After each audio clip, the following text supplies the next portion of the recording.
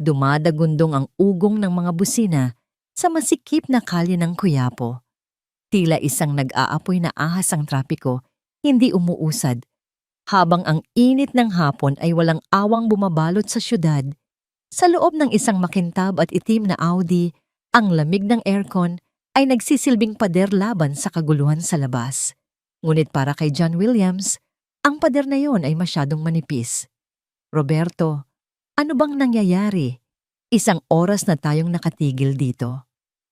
Malamig na tanong ni John, hindi inaalis ang tingin sa kanyang mamahaling relos. Bawat segundo na lumilipas ay katumbas ng milyon-milyong pisong maaaring mawala sa kanyang kumpanya. May board meeting ako sa loob ng 30 minuto. Gumawa ka ng paraan. Pasensya na po, Sir John, sagot ng kanyang driver na si Roberto Bacasang kaba sa boses habang sumusulyap sa rearview mirror. May prosesyon po yata sa unahan. Wala po talagang madaanan.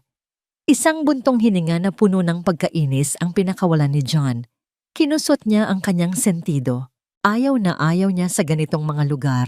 Magulo, maingay at marumi. Isang paalala ito ng isang bahagi ng kanyang buhay na matagal na niyang sinubukang ibaon sa limot. Isang nakaraan na pilit niyang tinatakasan. 8 taon na ang nakalipas, ngunit ang kirot ay naroon pa rin tila isang multo na hindi matahimik. Ang alaala ni Maria, ang kanyang matamis na ngiti, ang halakhak niyang tumatagos sa kaluluwa, ang paraan ng pagtingin niya sa kanya na para bang siya ang pinakamahalagang tao sa mundo. Hindi dahil sa kanyang pera, kundi dahil sa kung sino siya. Pero iniwan siya nito. Isang gabi pag-uwi niya wala na ito. Walang sulat, walang paalam. Burak na lang. She used you ang laging paalala ng kanyang ina, si Doña Victoria. At iyon ang pinaniwalaan niya sa loob ng 8 taon para lang mabuhay. Iyon ang kasinungalingang yumakap sa kanya sa mga gabing nilalamon siya ng kalungkutan. Bigla isang malakas na preno ang yumanig sa sasakyan. Napasubsob si John at muntik nang mabitawan ang kanyang telepono. Ano ba? Sigaw niya, ang kanyang pasensya ay tuluyan ng naubos. Sir May, bata. Nanginginig na, sabi ni Roberto. Agad na napatingin si John sa harapan. Isang maliit na batang lalaki, marahil ay nasa 8 taong gulang, ang nakatayo doon, ilang pulgada na lang mula sa bumper ng sasakyan. Nanginginig ito sa takot habang ang hawak niyang gula-gulanit na bola ng basketball ay gumulong palayo. Bumukas ang pinto ng Audi. Lumabas si John, ang kanyang mamahaling Italian suit ay tila isang insulto sa karalitaan ng paligid. Ang kanyang mukha na laging kalmado at puno ng awtoridad sa loob ng boardroom ay ngayon nababalot ng purong galit. Hahagilapin niya sana ang mga magulang ng bata para sigawan. Ngunit bago pa man siya makapagsalita, isang babae ang mabilis na tumakbo mula sa gilid ng kalsada. Payat ito, gusot ang damit at magulo ang buhok na tila hindi nasuklay ng ilang araw. Mabilis niyang niyakap ang bata. Enzo, anak Diyos ko, ilang beses ko bang sinabi sa iyo na huwag kang tatakbo sa kalsada? Nanginginig ang boses ng babae, pinaghahalo ang takot at ulga. Nakatayo lang si John, naghihintay na harapin siya ng babae. Ngunit nang dahan-dahan itong lumingon, ang lahat ng galit sa dibdib ni John ay biglang naglaho na palitan ng isang pagkabigla na para bang sinaksak siya ng libu-libong karayom na yelo. Ang ingay ng Quiapo ay biglang nawala. Ang mga busina ay naging isang malayong ugong na lamang. Ang oras ay tila huminto. Ang babaeng yun, ang mukha niyang mas payat na may mga guhit ng paghihirap, ang mga mata niyang pagod at malungkot. Ngunit kilala niya ang mga matang yun. Kilalang kilala niya. Iyon ang mga matang minahal niya nang higit pa sa kanyang buhay. Maria. Ang pangalan ay lumabas sa kanyang mga labi na parang isang hininga, isang bulong na halos hindi marinig. Ang babae ay natigilan. Ang takot sa kanyang mukha ay napalitan ng pagkagulat. Pagkatapos ay hiya at sa huli, purong sindak. Para siyang nakakita ng multo. Nanginginig ang kanyang mga labi. Ang karton na may nakasulat na tulong po para sa gamot na nasa tabi niya ay tinangay ng hangin, ngunit hindi niya ito pinansin. John, ganti niyang bulong. Para silang dalawang estatwa sa gitna ng kaguluhan, ang mayamang CEO at ang babaeng namamalimos sa kalsada. Ang dating mag-asawa na pinaghiwalay ng 8 taon ng katahimikan at kasinungalingan. Anong ginagawa mo dito? Hirap na tanong ni John, ang kanyang boses ay basag. Anong nangyari sa'yo? Hindi siya makasagot. Yumuko si Maria, hinigpitan ng yakap sa bata na para bang gusto niyang magtago sa likod nito.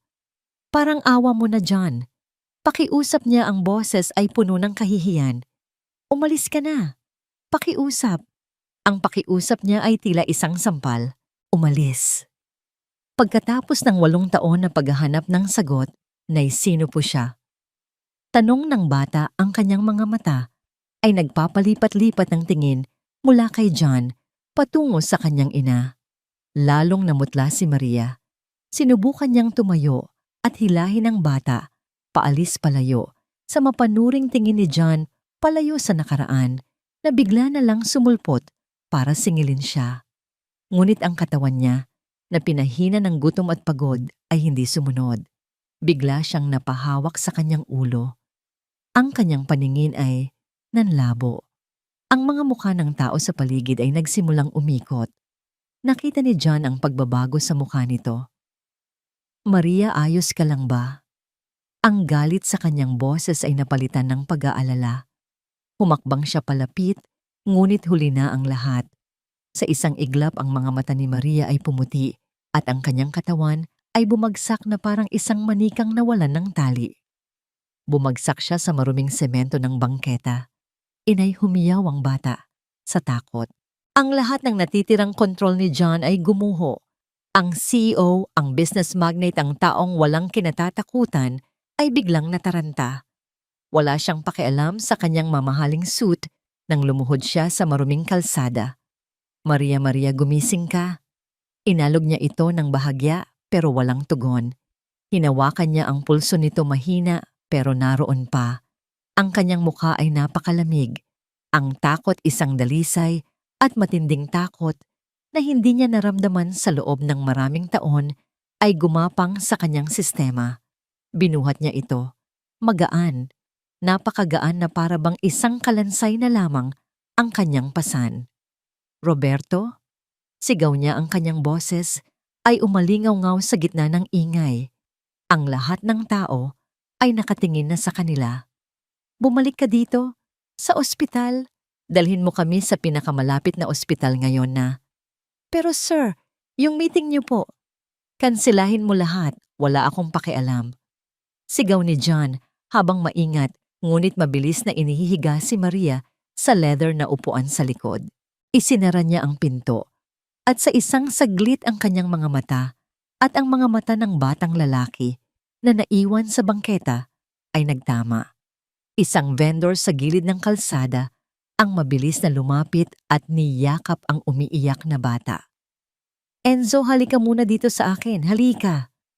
Pumasok si John sa kotse habang humaharurot ito palayo-palayo sa kaguluhan, palayo sa kanyang meeting na nagkakahalaga ng milyon-milyon. Isang bagay lang ang nasa isip niya.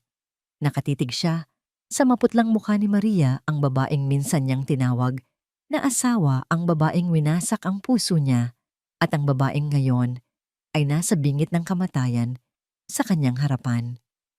Ang 8 taon ng galit, pagtataka at sakit ay bumalik lahat sa isang iglap. Pero sa ilalim ng lahat ng iyon, may isang tanong na sumisigaw sa kanyang isipan, isang tanong na mas mahalaga kaysa sa anumang kontrata o negosyo. Diyos ko, Maria, anong nangyari sa'yo? Ang amoy ng antiseptic at sakit ay sumalubong kay John pagpasok niya sa emergency room ng pampublikong ospital. Ang mga puting pader ay tila sumisigaw sa sobrang liwanag ng fluorescent lights at ang bawat sulok ay abala, mga pasyenteng umuungol, mga nurse na nagmamadaling naglalakad, ang tunog ng mga gulong ng stretcher na gumugulong sa sahig. Ito ay isang mundo na napakalayo sa kanyang kinasanayan. Isang mundong walang karangyaan, walang kontrol. Isang matandang doktor na may makapal na salamin at bakas ng pagod sa muka ang lumapit sa kanya. Mr. Williams, ako si Dr. Santos. Kumusta na siya? Walang paligoy na tanong ni John, ang boses ay naglalaman ng awtoridad na hindi nawawala kahit sa gitna ng kaguluhan. Tiningnan siya ng doktor. Ang mga mata nito ay puno ng propesyonal na pakikiramay. Stable na po siya sa ngayon. Nilagyan na namin ng IV para sa hydration. Pero Mr. Williams, ang kondisyon niya ay malala. Anong kondisyon? Kumunot ang noo ni John. Nahimatay lang siya. Pagod lang yan. Umiling ang doktor. Hindi lang po simpleng pagod. Base sa aming paunang pagsusuri, siya ay dumaranas ng matinding malnutrisyon, dehydration, at sobrang pagkapagod. Ang katawan niya ay bumigay na. Para siyang hindi nakakain ng masustansyang pagkain sa loob ng ilang linggo, kung hindi man buwan. Ang bawat salita ng doktor ay parang isang suntok sa sikmura ni John. Malnutrisyon. Ang babaeng minsan niyang pinangakuan na bibigyan ng magandang buhay ay nagugutom habang siya ay kumakain sa mga pinakamamahaling restaurant at nag-aaksaya ng pagkain si Maria ay naramdaman ni John ang isang damdaming hindi niya madalas maranasan ang bigat ng konsensya. Maari niyo na siyang puntahan. Nasa cubicle number 3 siya. Pero kailangan niyang manatili dito para sa masusing obserbasyon, sabi ng doktor bago siya iwan. Naglakad si John patungo sa kurtinang nagsisilbing pinto ng cubicle. Sa bawat hakbang bumibigat ang kanyang dibdib. Huminga siya ng malalim bago dahan-dahang hinawi ang kurtina. Nakahiga si Maria sa isang manipis na kama. Ang kanyang balat ay mas maputla kaysa sa puting kumot na bumabalot sa kanya. Ang isang tubo ng dextrose ay nakakabit sa kanyang payat na braso. Kahit sa kanyang pagtulog ang kanyang mukha ay puno ng pagkabalisa na para bang ang kanyang mga bangungot ay hindi siya tinitigilan. Umupo si John sa isang plastik na upuan sa tabi ng kama. Pinagmasdan niya ang mukha ni Maria. Sa ilalim ng malupit na ilaw ng ospital, kitang-kita ang bawat marka ng paghihirap, ang maitim na bilog sa ilalim ng kanyang mga mata, ang mga lamat sa kanyang tuyong, labi, ang pagiging butot balat ng kanyang mga pisngi. Nasaan na ang babaeng dati puno ng buhay at tawa? Ang babaeng nagturo sa kanya kung paano magmahal nang walang hinihintay na kapalit. Ang mga salita ng doktor ay umalingaw-ngaw sa kanyang isipan, malnutrition. Sobrang pagkapagod. Bumigay na ang katawan. Napayukom ang mga kamao ni John. Isang galit ang nagsimulang umusbong sa kanyang dibdib. Galit hindi kay Maria, kundi sa sarili niya. Paano niya hinayaang mangyari ito sa loob ng 8 taon habang pinalalago niya ang kanyang yaman at namumuhay sa karangyaan ang babaeng minahal niya ay unti-unting namamatay sa gutom sa isang sulok ng syudad na ito. Dahan-dahang gumalaw ang mga talukap ng mata ni Maria. Naramdaman niya ang pagbabago sa hangin, ang presensya ng isang taong matagal na niyang kinalimutan ngunit hindi nawala sa kanyang puso. Imbes na kapayapaan, sindak ang gumuhit sa kanyang mukha nang magmulat siya ng mga mata at makita si John na nakaupo sa tabi niya. Sa isang iglap, sinubukan niyang bumangon, hindi alintana ang karayom ng dextrose na nakatusok sa kanyang kamay. Ang tanging nasa isip niya ay tumakas. Ang takot ay mas matindi pa kaysa sa sakit ng kanyang katawan. John, anong ginagawa mo dito? Nanginginig niyang tanong, ang boses ay paos. Mabilis na iginala niya ang kanyang mga mata sa paligid. Nasaan? Nasaan ang anak ko? Nasaan si Enzo? Ang tanong ay tumama kay John na parang kidlat. Anak ko, ang bata sa kalsada, si Enzo. Ligtas siya. Mabilis niyang sagot, sinubukang pakalmahin ito. Nasa kapitbahay niyo, isang ale na nagpakilalang Liza. Ngunit imbes na kumalma, lalong lumaki ang takot sa mga mata ni Maria. Mga luha ang nagsimulang mamuo. Huwag mo siyang kukunin. Pakiusap niya ang kanyang boses ay basag at puno ng desperasyon. Parang awa mo na John. Huwag ang anak ko. Gagawin ko ang lahat, lumayo lang kayo sa kanya. Naguluhan si John sa kanyang reaksyon.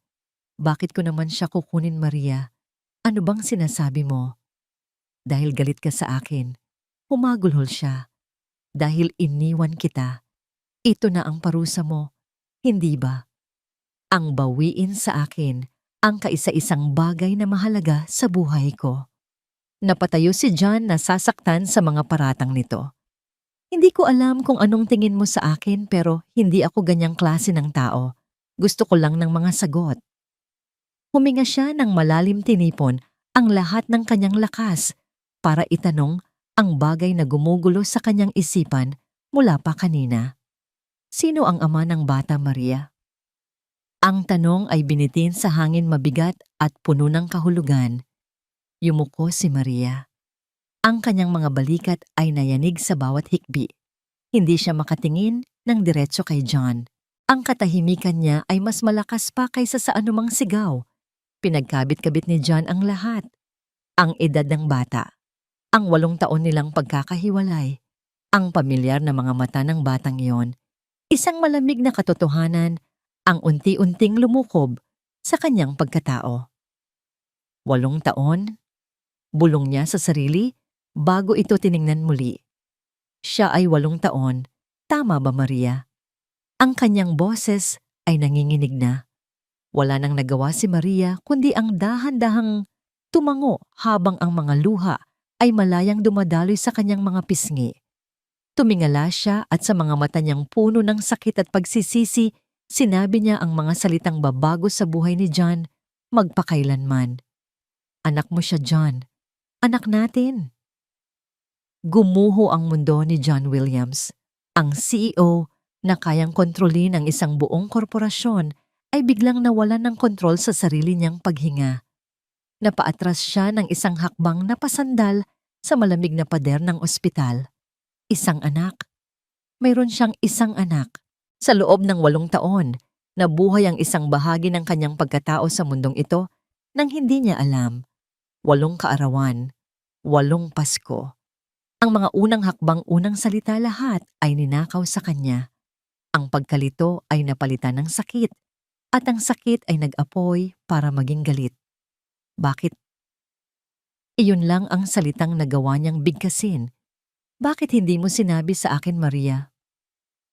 Bago pa man makasagot si Maria, ang pinto ng cubicle ay bumukas. Si Liza ang alay mula sa kalsada, ang pumasok dala-dala ang isang supot ng gamit. Maria, nak, kumusta ka na? Dinala ko na ang... Natigilan siya nang makita si John. Nasaan ang bata?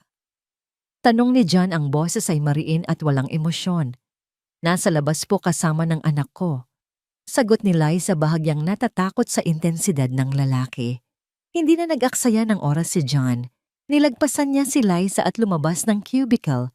At doon sa isang mahabang upuan, sa pasilyo, nakita niya si Enzo tahimik na naglalaro ng isang lumang laruang de baterya. Nang makita si John, bahagyang natakot ang bata. Pero hindi ito umiyak. Mayroong isang kakaibang tapang sa kanyang mga mata ni John. Hinintay ni John na makalabas si Maria na inaalalayan na ni Liza. Ang utos ni John ay malinaw at hindi maaring tutulan. Iuwi mo ako sa kanya. Dalhin mo ako kung saan kayo nakatira. Pero John, ang lugar namin, nag-aalangang sabi ni Maria, puno ng hiya. Marumi, maliit, hindi ka bagay doon. Wala akong pakialam. Matigas niyang sagot. Gusto kong makita kung saan lumaki ang anak ko. Ngayon na. Ang biyahe patungo sa tinitirhan ni na Maria ay isang paglalakbay sa impyerno para kay John. Iniwan nila ang malalapad na kalsada ng Maynila at pumasok sa masisikip at palikulikong eskinita ng isang lugar na tila kinalimutan na ng gobyerno. Ang amoy ng basura at maruming kanal ay tumatagos kahit sa loob ng kanyang sasakyan. Ang mga bahay ay dikit-dikit gawa sa pinagtagpi-tagping yero at kahoy. Huminto sila sa harap ng isang gusaling halos guguho na. Umakyat sila sa isang madilim at makitid na hagdanan na amoy amag. Sa ikatlong palapag, huminto si Maria sa harap ng isang pintong kinakalawang na ang doorknob. "Dito na kami," halos pabulong niyang sabi. Pagbukas ng pinto, isang katotohanang mas masakit pa kaysa sa sampal ang tumambad kay John. Ang kanilang bahay ay isang kwartong masikip na nagsisilbing sala-kusina at tulugan. Butas-butas ang bubong na yero. Ang mga dingding ay may mantsa ng tubig ulan. Walang maayos na kasangkapan, maliban sa ilang kahon na ginawang upuan. At sa gitna ng lahat ng iyon, sa isang manipis na banig sa sahig, nakalatag ang kumot at unan ni Enzo. Ito ang kaharian ng kanyang anak. Pumasok si John, ang kanyang mamahaling sapatos ay tila isang kalapastanganan sa maruming sahig. Lumuhod siya sa tabi ng higaan ni Enzo. "Anak, nandito na si Mama?" Mahinang sabi ni Maria habang hinahaplos ang noo ng bata. "Mama." Panggol ni Enzo, ang mga mata ay bahagyang bumubukas. Mainit ang kanyang hininga. "Masama po ang pakiramdam ko." Hinawakan ni John ang noo ng kanyang anak. Nag-aapoy ito sa lagnat. Ang balat nito ay mamasa-masa sa pawis at ang paghinga ay mababaw at hirap. "Nilalagnat siya," sabi ni John. Ang boses ay puno ng biglaang pag-aalala. "Kailan pa siya ganito?" "Ilang araw na po." Sagot ni Maria, ang mga luha ay muling nagbabanta.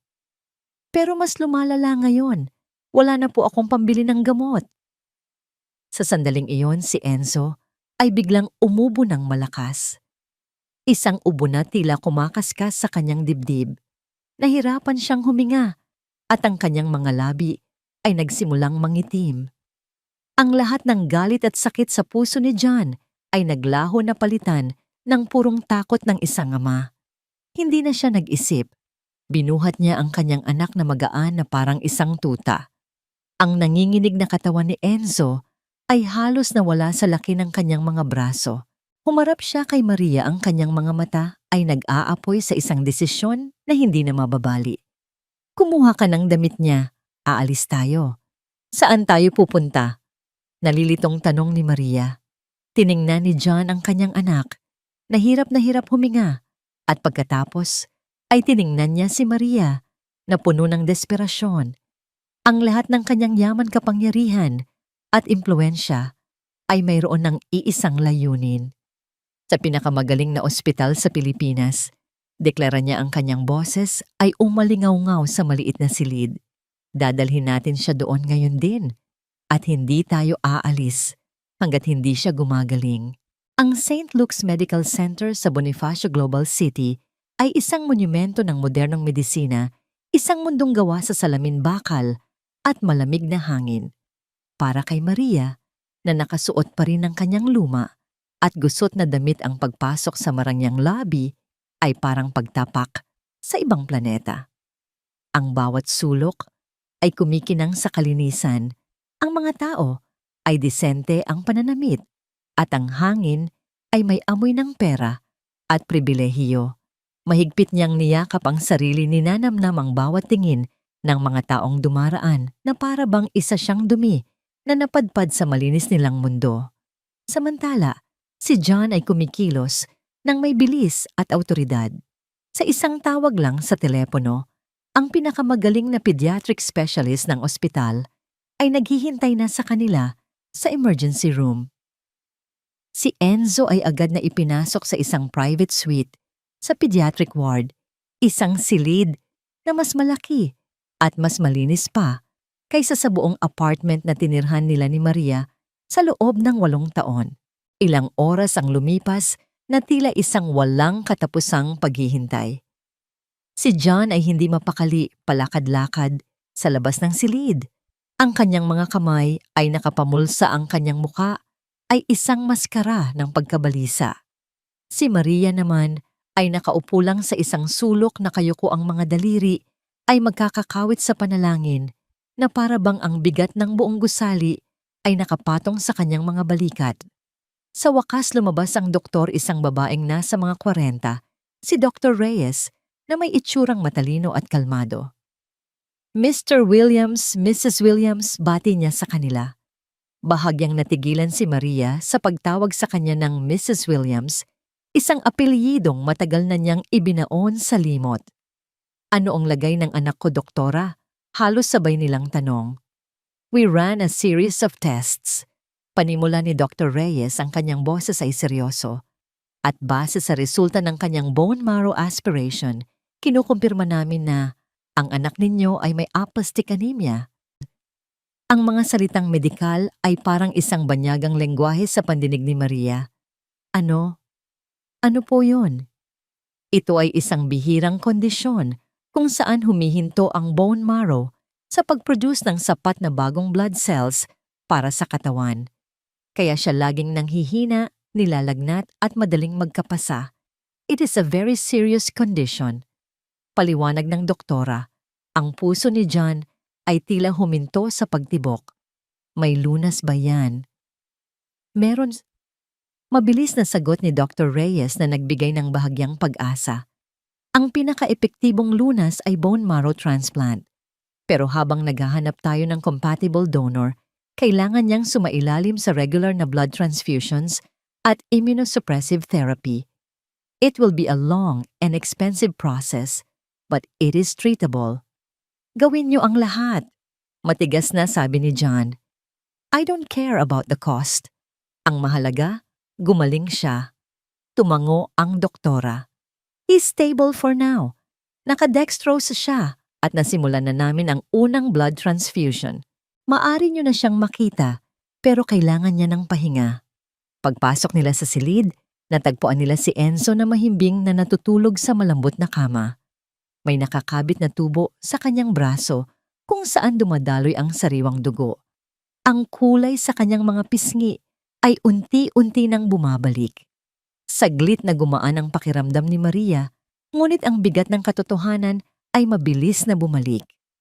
Nang sila na lang dalawa ang naiwan sa tahimik at maluwag na silid hinarap ni John si Maria. Wala na ang pag-aalala sa kanyang mukha.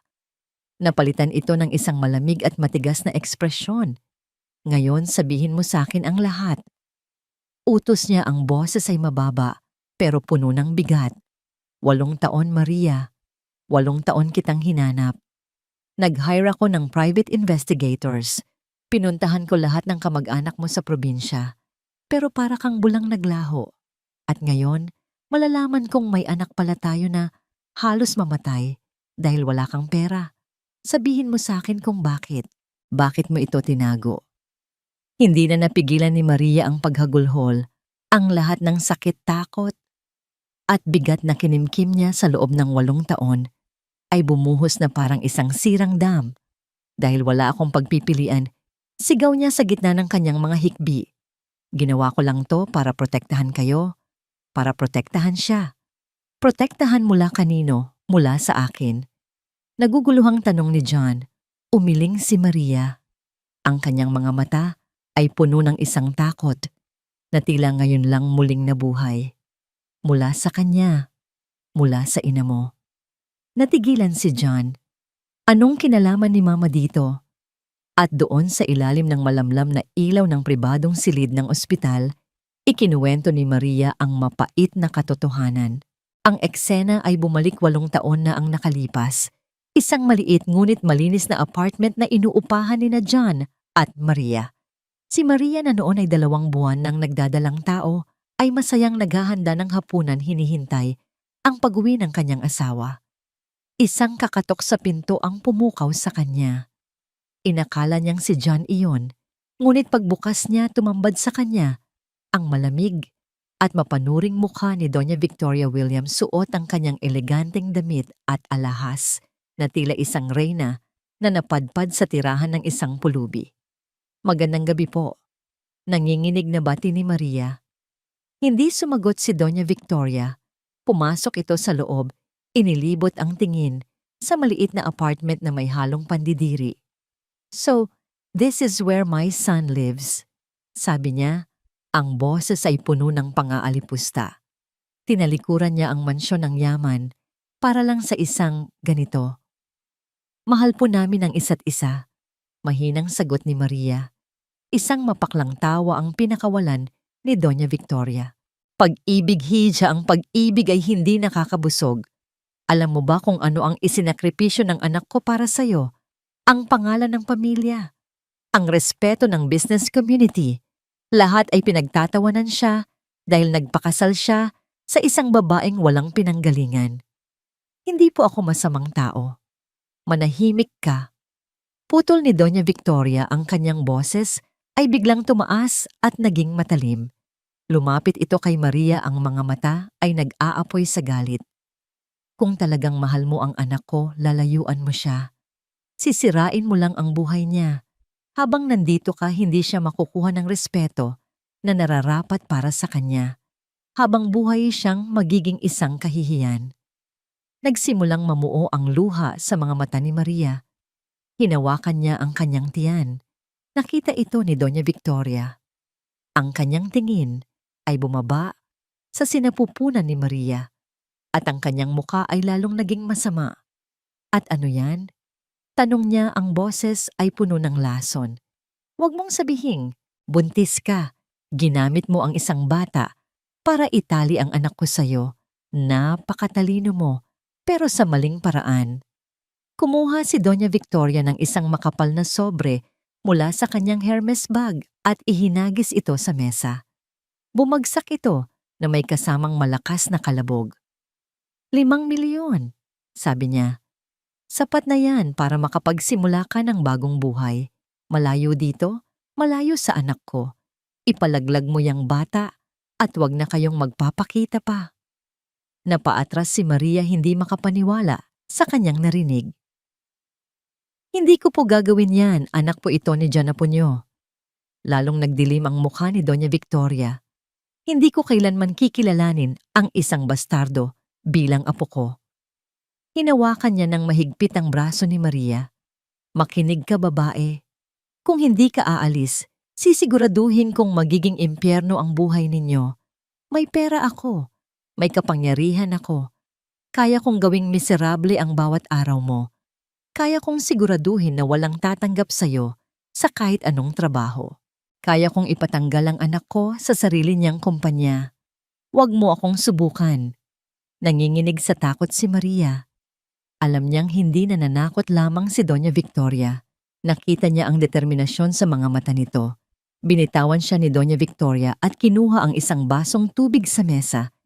Sa isang nakakagulat na galaw, ibinuhos niya ang malamig na tubig sa mukha ni Maria. Iyan ang halaga mo sa akin. Malamig niyang sabi, habang si Maria ay nabigla at nabasa. Isang basurahan na kailangang itapon. Kung tunay mong mahal si John, aalis ka. Yan ang pinakamalaking pabor na magagawa mo para sa kanya. Nanginginig si Maria habang tinatapos ang kanyang kwento. Ang sakit ng alaala ay sariwa pa rin na para bang kahapon lang nangyari. Si John ay nakatayo lang, hindi makagalaw. Ang kanyang muka ay namumutla, ang kanyang paghinga ay mabigat. Ang bawat salita ni Maria ay isang patalim na bumaon sa kanyang puso. Ang babaeng pinakamamahal niya ay dumanas ng ganitong uri ng pagpapahirap at pang-aapi mula sa sarili niyang ina. Bakit? Bakit hindi mo sinabi sa akin? Tanong niya, ang kanyang boses ay garalgal na. Paano sagot ni Maria? Ang mga mata ay puno ng pighati. Maniniwala ka ba sa akin? Laban sa sarili mong ina. John, mahal na mahal kita. Ayokong maging dahilan ng pag-aaway ninyo. Inisip kong kung aalis ako, magiging masaya ka. Makakahanap ka ng babaeng karapat-dapat sa'yo, isang babaeng tanggap niya. Inisip kong pinoprotektahan kita.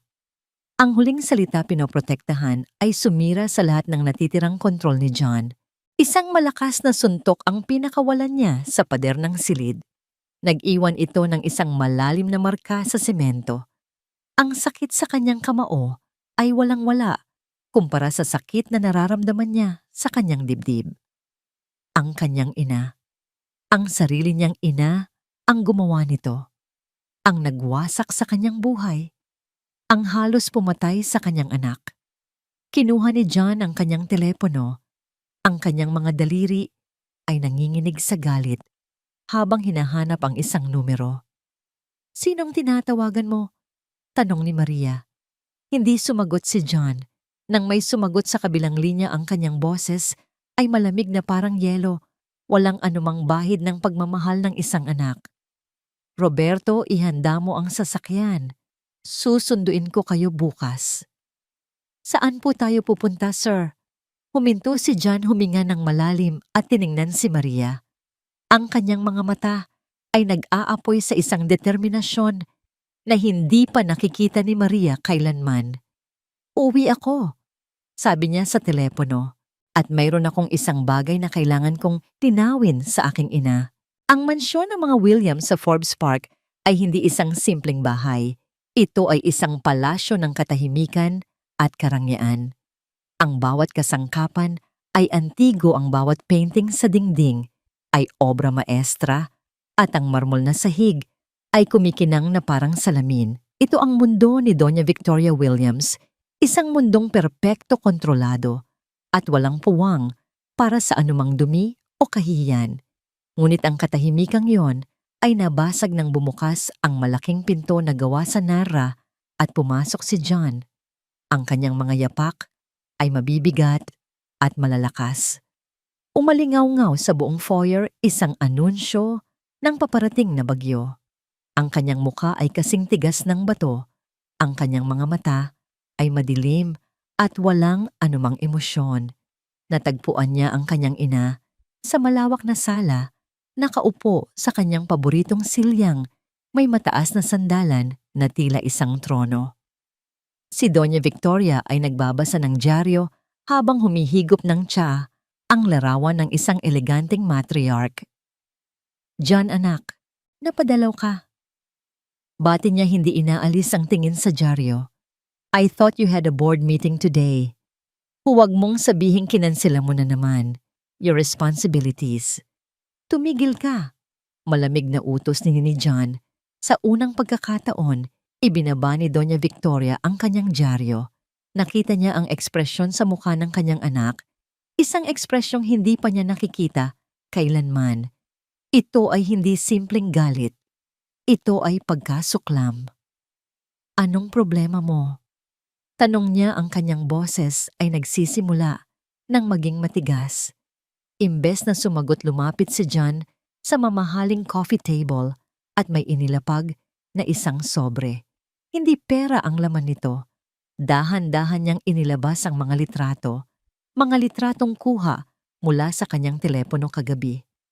Ang unang litrato, si Enzo, nakahiga sa kama ng ospital, ang balat ay maputla. May nakakabit na tubo ng dugo sa braso.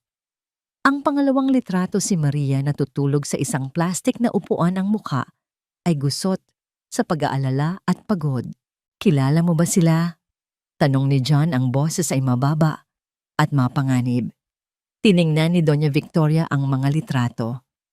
Isang bahagyang kislap ng pagkilala ang dumaan sa kanyang mga mata nang makita si Maria, ngunit mabilis itong napalitan ng isang malamig na pagkainis. "Siyempre, iyan ang babaeng sumira sa buhay mo," sabi niya. "At sino ang batang yan? Mukhang sakitin. Huwag mong sabihing dinala mo siya sa ospital. John, ginagamit ka lang niya." "Apo mo, yan."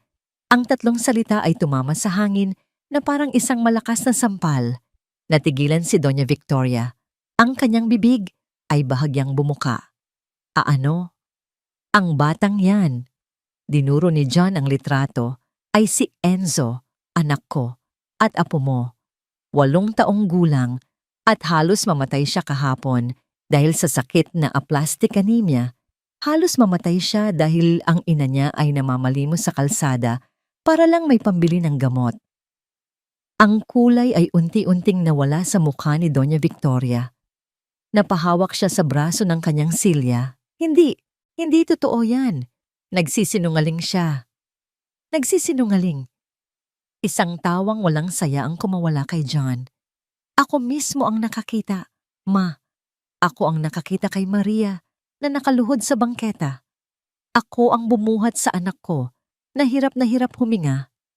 At alam mo ba kung bakit sila umabot sa ganitong kalagayan? Lumapit pa siya ang kanyang anino ay bumalot sa nakaupong ina. Dahil 8 taon na, ang nakalipas pinuntahan mo ang buntis kong asawa, tinakot mo siya, inalipusta mo siya, at itinaboy mo siya na parang isang aso. Ginawa ko yun para sa'yo. Depensa ni Doña Victoria ang kanyang boses ay nagsisimula ng manginig. Hindi siya karapat-dapat sa'yo. She was a nobody, isang kahihiyan sa pangalan natin. Kahihiyan. Sumabog si John. Ang kanyang sigaw ay yumanig sa buong silid. Isang sigaw na naglalaman ng 8 taon ng sakit at galit. Ang nag-iisang kahihiyan sa pamilyang ito ay ikaw. Tumayo si Doña Victoria, ang kanyang mukha ay puno na rin ng galit. How dare you speak to me like that? Ako ang ina mo. At ikaw ang dahilan kung bakit halos mamatay ang apo mo. Ganti ni John. Ikinuwento niya sa akin ang lahat, ma. Ang pagpunta mo sa apartment, ang pag-alok ng pera, ang pagbabanta na sisirain mo, ang buhay namin, ang pagbuhos ng tubig sa mukha niya. Sa pagbanggit ng huling detalye, natigilan si Doña Victoria. Alam niyang walang ibang nakakaalam noon, kundi silang dalawa lang ni Maria. Iyon ang patunay na nagsasabi ng totoo si Maria. Pinoprotektahan ko lang ang kapakanan mo. Ang kapakanan ko. Putol ni John. O ang reputasyon mo, ang takot mo sa sasabihin ng mga kaibigan mong mayayaman. O, tingnan niyo si John Williams, nag-asawa ng mahirap. Iyon ba ang kinatatakutan mo, ma? Mas mahalaga ba yun kaysa sa kaligayahan ko, kaysa sa buhay ng sarili mong apo? Hindi makasagot si Doña Victoria. Sa loob ng 8 taon, sinira mo ako. Patuloy ni John, ang kanyang boses ay basag na. Ginawa mo akong isang taong walang puso, isang taong naniniwala na ang babaeng pinakamamahal niya ay tinakasan lang siya. Ginawa mo akong malungkot. Araw-araw, gabi-gabi sa loob ng 8 taon, namuhay ako sa isang kasinungalingan na ikaw mismo ang gumawa. Sa tabi ng isang mesa may isang mamahaling Chinese vase, isang antique na minana pa ni Doña Victoria sa kanyang lola. Ito ang paborito niyang palamuti sa buong bahay. Sa isang iglap kinuha ito ni John. John, anong gagawin mo? Sigaw ng kanyang ina. Ito, sabi ni John habang tinititigan ng vase, ay isang bagay na mahalaga sa'yo, isang simbolo ng pangalan at pamana ng pamilya natin. At sa isang malakas na galaw, ibinato niya ito sa sahig. Ang tunog ng nabasag na porselana ay nakabibingi. Ang mga piraso nito ay kumalat sa makintab na sahig na parang mga luhang kristal. Napasinghap si Doña Victoria, ang kanyang kamay ay napunta sa kanyang bibig. Ang kanyang mga mata ay nanlalaki sa gulat. Ganyan din kawalang halaga sa akin ngayon ang dangal ng pamilyang ito. Malamig na sabi ni John habang tinatapakan ang mga nabasag na piraso.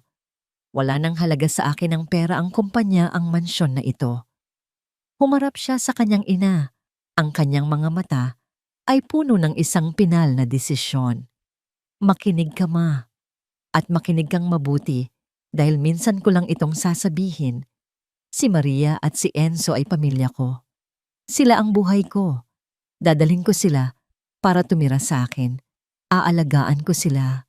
At kung susubukan mong guluhin kami ulit, kung gagawa ka ng kahit isang bagay para saktan sila. Huminto siya, hinayaang bumigat ang bawat salita. Itatakwil kita bilang ina.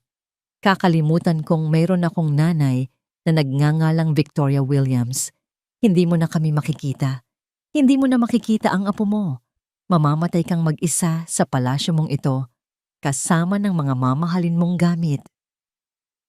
Ang banta ay tumagos sa puso ni Doña Victoria na parang isang punyal. Ang kanyang galit ay naglaho na palitan ng isang takot na hindi pa niya naramdaman kailanman. Ang takot na maiwang mag-isa. Hindi mo magagawa yan sa akin, John. Pakiusap niya ang kanyang boses ay biglang naging mahina. Subukan mo ako, hamon ni John. Tumalikod na siya at nagsimulang maglakad palayo. Ang kanyang bawat hakbang ay isang pagputol sa tanikalang matagal nang gumagapos sa kanya sa kagustuhan ng kanyang ina. Nang nasa may pinto na siya, huling beses siyang lumingon. May sakit si Enzo, ma. Sabi niya ang kanyang boses ay pagod na. At kakailanganin niya ng dugo. Maraming dugo. Sana balang araw maisip mo na ang dugong nananalaytay sa mga ugat niya ay kapareho ng dugong nananalaytay sa'yo. Pagkasabi noon, tuluyan na siyang umalis. Iniwan niya si Doña Victoria na nakatayo sa gitna ng kanyang perpektong sala na papaligiran ng mga piraso ng nabasag niyang nakaraan. Sa unang pagkakataon sa kanyang buhay, naramdaman ni Doña Victoria ang tunay na kahulugan ng pagkatalo. Nawala sa kanya ang kaisa-isang bagay na hindi kayang bilhin ng kanyang pera ang kanyang anak. Ang opisina ni John Williams sa pinakatuktok ng Williams Tower ay isang santuwaryo ng kapangyarihan. Mula sa salaming pader nito, tanaw ang buong skyline ng Bonifacio Global City. Ang bawat kasangkapan ay moderno minimalist at mamahalin isang refleksyon ng taong nagmamay-ari nito.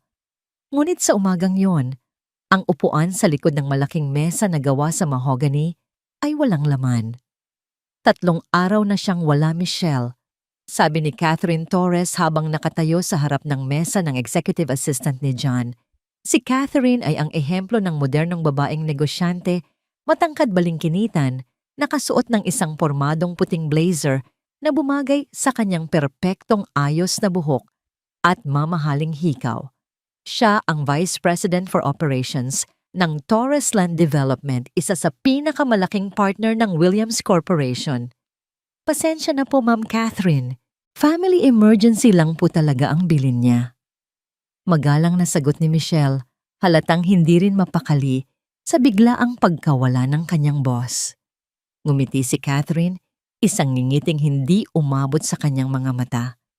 Family emergency. Ang pamilya lang naman ni John ay si Doña Victoria at siguradong malalaman ko kung may nangyari sa kanya. Hindi na sumagot si Michelle. Alam niyang may espesyal na lugar si Catherine sa buhay ng mga Williams.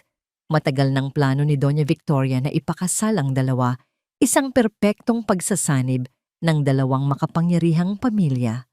Sa halip na umalis, umupo si Catherine sa visitor's lounge, kinuha ang kanyang telepono at nagdial.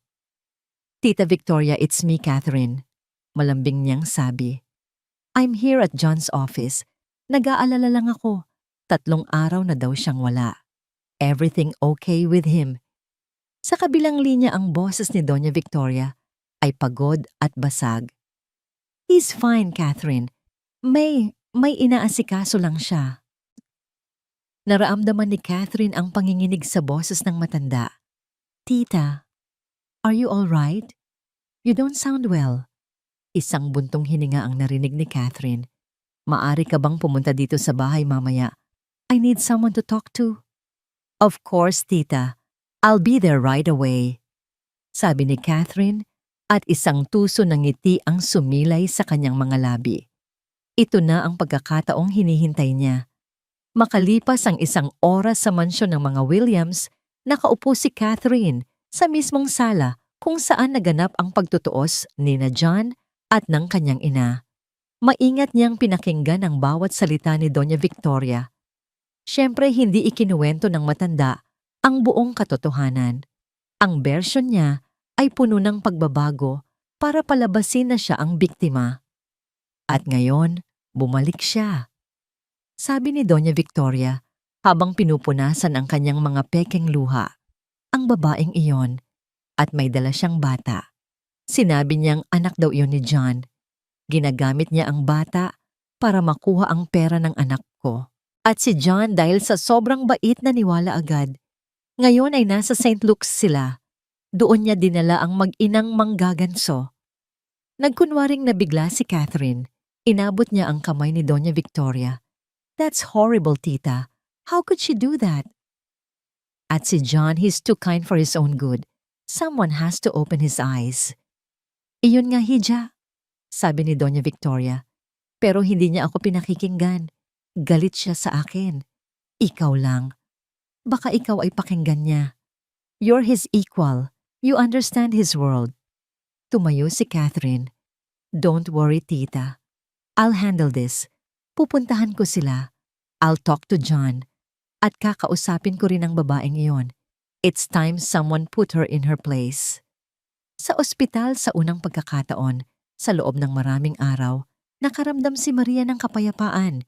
Si Enzo ay gising at nakangiti na habang nanonood ng cartoons sa malaking TV ng silid. Si John naman ay lumabas saglit para bumili ng pagkain. Naiwan siyang mag-isa, nakaupo sa tabi ng kanyang anak. Pinagmamasdan ang unti-unting pagbabalik ng buhay sa mukha nito. Isang mahinang katok sa pinto ang pumukaw sa kanya. Inakala niyang si John iyon. Pasok, sabi niya. Bumukas ang pinto at isang babaeng hindi niya kilala ang pumasok. Napakaganda nito, napaka-elegante at may daladalang isang malaking basket ng mga imported na prutas at mamahaling tsokolate. Ang amoy ng pabango nito ay tila pumuno sa buong silid, isang amoy na sumisigaw ng yaman. Hi! Nakangiting bati ni Catherine. You must be Maria. Napatayo si Maria biglang nakaramdam ng hiya sa kanyang suot na simpleng t-shirt at pantalon na ipinahiram lang ni John. Sino po sila? I'm Catherine Torres, a close family friend, and John's business partner.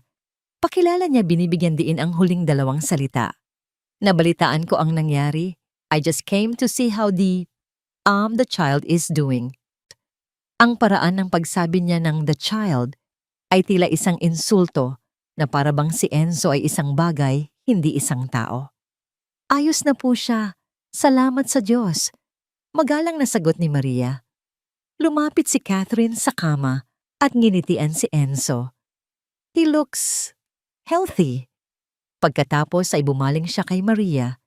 You must be very relieved. St. Luke's is the best.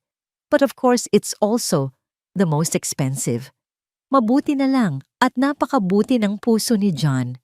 Ang bawat salita ay tila may kasamang patutsada. Naramdaman ni Maria ang pahiwatig, wala kang karapatan dito. Dahil lang sa awa ni John kaya ka nandito. Talagang napakabuti po niya. Yun na lang ang nasabi ni Maria yumuko. Of course, patuloy ni Catherine habang inaayos ang mga bulaklak sa florera. He's always been like that. Matulungin, lalo na sa mga less fortunate. But you have to be careful.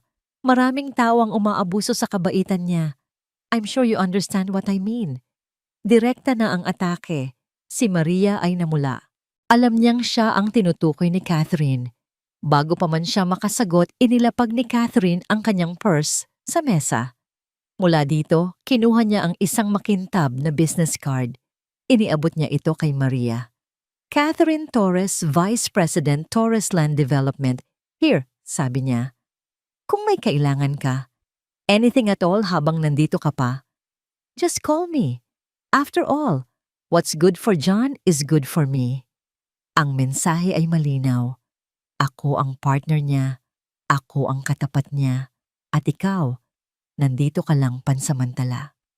Kinuha ni Maria ang business card, ang kanyang mga kamay ay bahagyang nanginginig.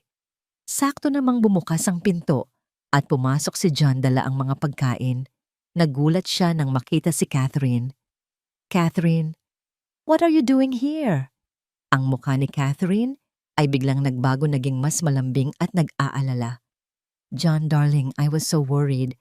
I heard about the emergency. I just had to come and see if you're okay. And to meet. Tumingin siya kay Maria na parabang ngayon lang niya ito napansin. Your guest. She's not a guest. She's Enzo's mother. Mariing pagtatama ni John. Of course. My apologies. Sabi ni Catherine, ngunit ang kanyang mga mata ay nagsasabi ng ibang kwento.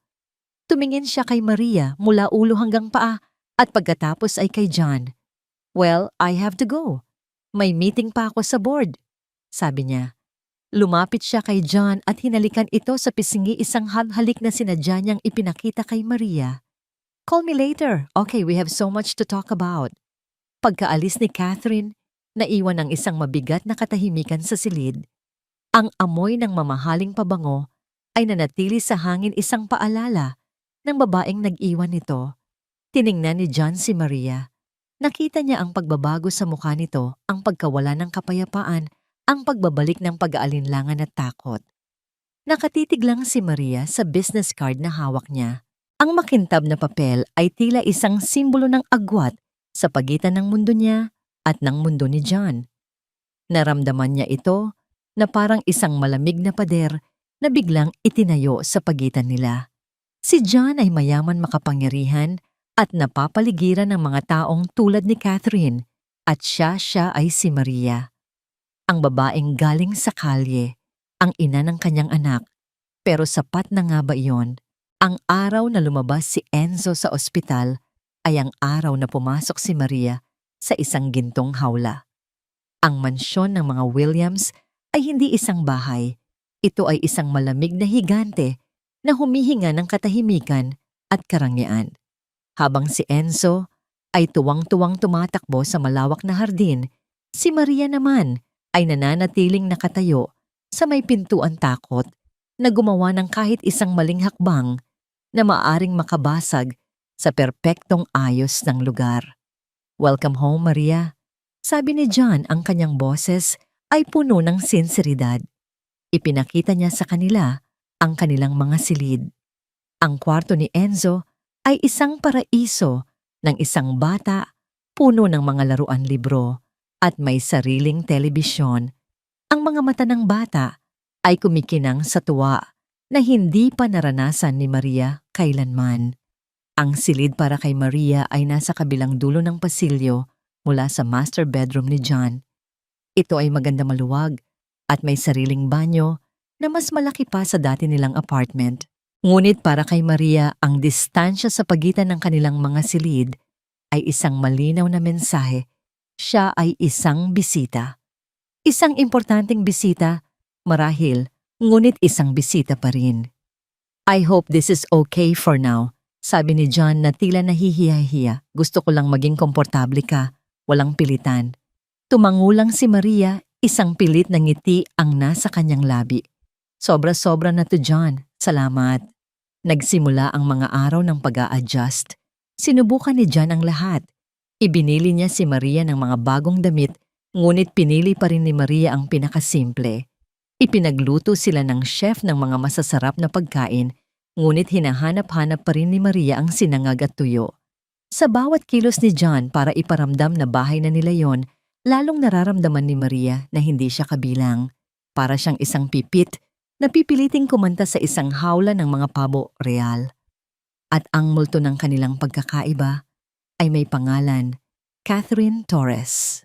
Linggid sa kaalaman ni John, ang bawat pagdalaw ni Catherine ay isang pinagplanuhang pag-atake. Ang unang pagbisita ay sa dahilan ng trabaho.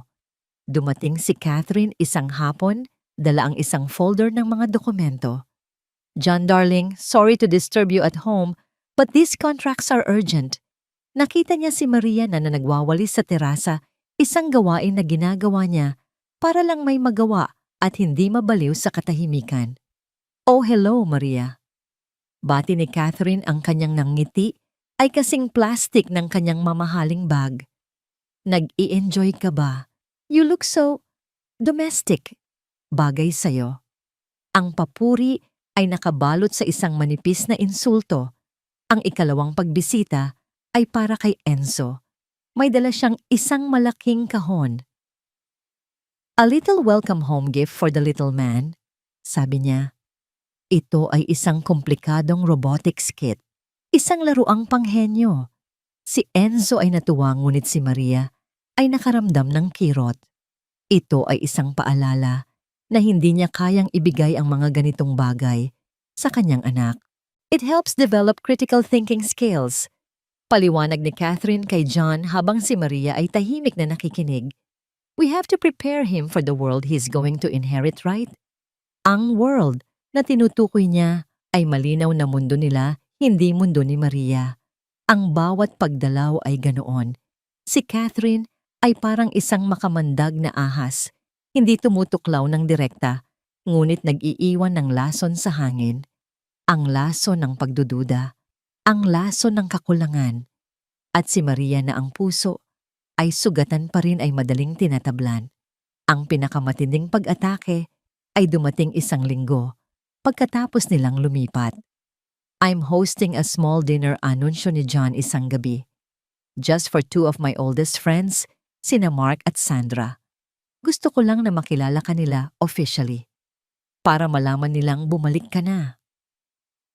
Ang ideya ay nagdulot ng sindak kay Maria. John, hindi ko yata kaya. Anong isusuot ko? Anong sasabihin ko? Hindi ako marunong makipag-usap sa mga kaibigan mo. You just have to be yourself. Malambing na sabi ni John habang hinahawakan ang kanyang kamay. That's all I want. Sa gabi ng hapunan si Maria ay halos isang oras na nakatayo sa harap ng salamin. Pinili niya ang pinakasimpleng bestida na binili ni John. Paulit-ulit niyang inayos ang kanyang buhok. Ngunit kahit anong gawin niya, ang nakikita niya pa rin ay ang babaeng na malimos sa Quiapo. Ang mga kaibigan ni John, sina Mark at Sandra, ay mababait. Tinanggap nila siya ng may ngiti. Sa unang pagkakataon nakaramdam si Maria ng bahagyang pag-asa. Baka kaya niya ito. Baka ito na ang simula. Ngunit habang nagsisimula na sila sa kanilang appetizer, bumukas ang pinto ng dining hall. Surprise! Masayang bati ni Catherine na nakasuot ng isang eleganteng itim na bestida. I was just in the neighborhood and I heard from Sandra that you were having a little get-together. I hope you don't mind if I crash. Natigilan si John ngunit bilang isang maginoo, wala siyang nagawa kundi ang ngumiti. Of course not, Kath. Come join us. At sa pag-upo ni Catherine sa mesa, ang maliit na pag-asa sa puso ni Maria ay namatay. Kinuha ni Catherine ang kontrol ng buong usapan. Ang kanyang mga kwento ay lahat tungkol sa kanya at kay John. John, do you remember that hilarious time in Milan when we lost our translator and you had to negotiate in broken Italian? Speaking of projects, Mark, you won't believe the stress John and I went through to close that Singapore deal. We literally survived on coffee and adrenaline for a week. Tawa sila ng tawa. Si Maria ay nakangiti lang tumatango. Pero ang totoo, wala siyang maintindihan. Ang bawat kwento, bawat inside joke ay isang pader na itinatayo ni Catherine sa paligid nila at siya ay nasa labas mag-isang nanonood. Si John na nasa gitna ng pagkukwentuhan ay hindi napansin ang unti-unting paglungkot sa mga mata ni Maria. Para sa kanya ito ay isang normal na gabi kasama ang mga kaibigan. Para kay Maria ito ay isang pagpapahirap. Nang matapos ang main course, nagpaalam si Maria na pupunta muna sa banyo kahit ang totoo ay kailangan lang niya ng hangin. Habang naglalakad siya sa tahimik na pasilyo, narinig niya ang boses ni Catherine at Sandra na nag-uusap malapit sa terasa. Dahan-dahan siyang huminto sa likod ng isang malaking halaman para hindi siya makita. She's quiet, isn't she? Sabi ni Sandra. Ang boses ay hindi nang huhusga, kundi nagtatanong lang. Isang buntong hininga ang narinig ni Maria mula kay Catherine. Isang buntong hiningang puno ng huwad na awa. Ano pa bang ine-expect mo, oh? Sagot ni Catherine, ang kanyang boses ay binabaan niya na parang isang sikreto. Kawawa naman si John Tinella ng nakaraan. I mean, I'm happy for him really. Pero let's be realistic, Sandra. Isang babaeng galing sa squatter na tulad niya paano magiging karapat-dapat sa kanya. It's just a matter of time before he realizes he made a mistake. Ang mga salita ay tumusok sa puso ni Maria na parang mga bubog. Ang bawat takot niya, ang bawat insecurities ay binigkas ng malakas ng babaeng yon. Hindi na niya narinig ang sagot ni Sandra. Dahan-dahan siyang tumalikod, ang kanyang mga kamay ay nanginginig. Bumalik siya sa dining hall na parang isang multo at umupo sa kanyang upuan. Are you okay? Tanong ni John, napansin ang biglaang pamumutla niya. Tumingin si Maria sa kanya, sa lalaking mahal niya. Ngumiti siya, isang ngiting basag, isang ngiting puno ng sakit na hindi nakikita. Oo, pagsisinungaling niya. Okay lang ako. Ngunit sa loob-loob niya ang maliit na sinag ng pag-asa na nagsimulang sumibol sa kanyang puso ay tuluyan ng namatay. Ang gintong hawla ay biglang naging masikip, ang mga rehas nito ay malamig at matigas. At sa gabing iyon, habang nakahiga siya sa malambot, ngunit malungkot na kama, sa kanyang magandang silid, isang mapait na katotohanan ang kanyang niyakap. Baka nga tama si Catherine. Baka nga siya ay isang pagkakamali na naghihintay lang na maisaayos. Ang taunang charity ball ng Williams Corporation ay ang pinakamalaking social event ng taon para sa elite ng Maynila. Isang gabi ng kumikinang na mga alahas, magagarang kasuotan at mga peking ngiti.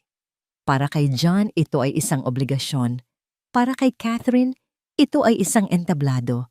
At para kay Maria, ito ay isang bibitayan. Hindi ko kaya, John, sabi ni Maria isang linggo, bago ang event, habang nakatayo sila sa malawak na walk-in closet ni John. Mayroong isang hanay ng mga gown na ipinadala ni John mula sa isang sikat na designer. Lahat ay magaganda, lahat ay mamahalin. Lahat ay parang isang costume na hindi niya kayang isuot. Kaya mo to, malambing na sabi ni John habang inilalagay ang kanyang mga kamay sa balikat ni Maria. Gusto kong ipakita sa lahat na bumalik ka na. Gusto kong ipagmalaki ka. This is our first public appearance. It's important to me. Ang mga salitang importante sa akin ay tumagos sa puso ni Maria. Paano siya hihindi? Humarap siya sa salamin at sa tulong ng isang stylist na kinuha ni John, pinili niya ang pinakasimpleng gown, isang kulay navy blue na bestida elegante pero hindi magarbo. Sa gabi ng charity ball, habang papasok sila sa grand ballroom ng isang 5-star hotel, pakiramdam ni Maria ay lahat ng mata ay nasa kanya. Ang bawat bulungan ay tila tungkol sa kanya. Sino siya? Iyan ba yung babae? Ang lost love ni John Williams. Mahigpit ang kapit niya sa braso ni John na para bang ito ang kanyang nag-iisang salbabida sa isang dagat ng mga mapanuring tingin. At sa gitna ng dagat na yon, nakatayo ang reyna ng mga pating, si Catherine, na nakasuot ng isang nakasisilaw na pulang bestida na tila sumisigaw ng atensyon. John darling, you look dashing. Bati niya, hinalikan muli si John sa pisngi. Pagkatapos ay bumaling siya kay Maria. And you, Maria, you look simple, but it suits you. Ang gabi ay isang mahabang pagpapahirap para kay Maria. Sinubukan ni John na ipakilala siya sa mga business partners, ngunit ang mga ngiti na ibinibigay sa kanya ay puno ng pagkukunwari. Samantala, si Catherine ay hindi umaalis sa tabi nila, laging sumasabat, laging nagnanakaw ng atensyon. Ang plano ni Catherine ay nagsimula nang umandar habang nasa kalagitnaan ng kanyang talumpati, si John bilang CEO ng kumpanya. Maingat niyang kinausap ang ilang mga kilalang society gossip columnists, nagtanim ng mga binhi ng intriga. Nakakaawa talaga si Maria, no? Kunwari bulong niya. Nabalitaan ko sa Quiapo, daw siya nakita ni John na mamalimos. Can you imagine? It's a miracle she even knows how to use a fork properly. Ang lason ay mabilis na kumalat. Ang mga bulungan ay naging mas malakas. Ang mga sulyap ay naging mga titig. Nang bumalik si John sa kanilang mesa, ang kanyang muka ay masaya dahil sa tagumpay ng kanyang talumpati. What do you think po? Tanong niya kay Maria. Magaling ka. Pilit ng ngiti ni Maria. Kahit ang totoo ay gusto na niyang magtago sa ilalim ng mesa. Iyon ang sandaling pinili ni Catherine para sa kanyang grand finale. Lumapit siya sa kanilang mesa, may dalang 2 baso ng mamahaling red wine. A toast, sabi niya ng malakas, para makuha ang atensyon ng mga kalapit na mesa. To John for a successful night, and to Maria for her incredible comeback. Iniabot niya ang isang baso kay Maria. Nanginginig na kinuha ito ni Maria. Alam mo, Maria, Patuloy ni Catherine, ang kanyang boses ay matamis, ngunit puno ng kamandag. I really admire your strength. Hindi biro ang mabuhay sa kalsada. Sabihin mo nga sa amin, mahirap ba? Mahirap bang bilangin ang mga barya araw-araw? Ang lahat ng usapan sa paligid ay huminto. Ang lahat ng mata ay nakatuon na sa kanila. Naramdaman ni Maria ang pag-init ng kanyang mukha. Catherine, that's enough. Mariing sabi ni John, naramdaman na ang tensyon. Ngunit hindi nagpatinag si Catherine. Ngumiti siya ng mas malawak. Oh, come on, John. We're all friends here. I'm just curious. Siguro naman ay may natutunan kang mahalagang aral mula sa experience mo, di ba, Maria? Tumingin si Maria kay John, naghahanap ng tulong. Ngunit bago pa man makapagsalita si John, ginawa ni Catherine ang kanyang huling galaw. Nagkunwari siyang natapilok at ang hawak niyang baso ng red wine ay aksidenteng. Tumapon lahat ng laman nito ay bumuhos sa dibdib ng navy blue na bestida ni Maria. Isang kolektibong pagsinghap ang narinig mula sa mga nakapaligid. Ang matingkad na pulang mantsa sa madilim na bestida ay parang isang sariwang sugat. Oh my God, I'm so sorry. Sigaw ni Catherine, ang kanyang mukha ay puno ng pekeng pag-aalala. Ang clumsy ko talaga. Naku, ang damit mo. Siguradong mahal yan kahit mukhang simple lang. Don't worry, babayaran ko. Magkano ba? Katumbas ba ng isang buwang pamamalimos mo? Iyon na yon. Ang huling salita. Ang huling insulto. Isang bagay ang pumutok sa loob ni Maria. Hindi galit, hindi sakit, kundi isang pagod na sa pang-aapi, pagod na sa pagiging biktima. Ang babaeng nakaligtas sa 8 taon ng kahirapan sa Quiapo ay muling nabuhay. Ang lahat ay naghihintay na umiyak siya, na tumakbo siyang paalis. Ngunit hindi iyon ang ginawa niya. Dahan-dahan ibinaba ni Maria ang kanyang baso. Ang kanyang mga kamay ay hindi na nanginginig. Ang kanyang mukha ay kalmado, ngunit ang kanyang mga mata ay nag-aapoy. Tumingin siya kay Catherine, isang tinging hindi pa nakikita ni Catherine mula sa kanya. Isang tinging puno ng dignidad. Pagkatapos, sa isang mabilis ngunit kontroladong galaw, kinuha niya ang pitsel ng malamig na tubig mula sa gitna ng kanilang mesa. Bago pa man makapag-react si Catherine, ibinuhos ni Maria ang buong laman nito sa ulo ng babae. Ang malamig na tubig ay bumuhos sa perpektong ayos na buhok ni Catherine, tumaloy sa kanyang mamahaling makeup at bumasa sa kanyang pulang bestida. Ang buong ballroom ay napuno ng nakabibinging katahimikan. Walang sino man ang makapaniwala sa kanilang nakita. Nakatayo si Catherine doon, basang-basa, ang kanyang mamahaling maskara ay kumakalat na sa kanyang pisngi na parang itim na luha. Ang kanyang bibig ay nakabuka sa gulat. Sumandal ng bahagya si Maria. Ang kanyang boses nang sa wakas ay lumabas, ay hindi pa sigaw, ngunit malinaw at matatag para marinig ng lahat sa paligid.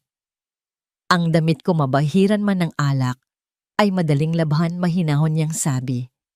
Pero ang pagkatao mong nabahiran ng kasamaan, kahit anong tubig ay hindi yan kayang linisin.